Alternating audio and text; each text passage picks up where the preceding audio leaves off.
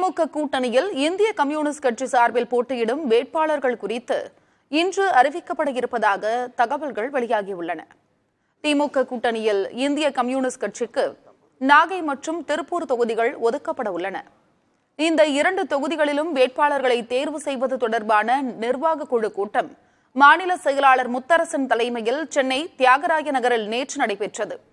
நாகை தொகுதியை பொறுத்தவரை தற்போதைய எம்பி செல்வராஜ் மற்றும் லெனின் ராஜா, மாவட்ட செயலாளர் செல்வராசு ஆகியோரின் பெயர்கள் பரிசீலனையில் இருப்பதாக கூறப்படுகிறது.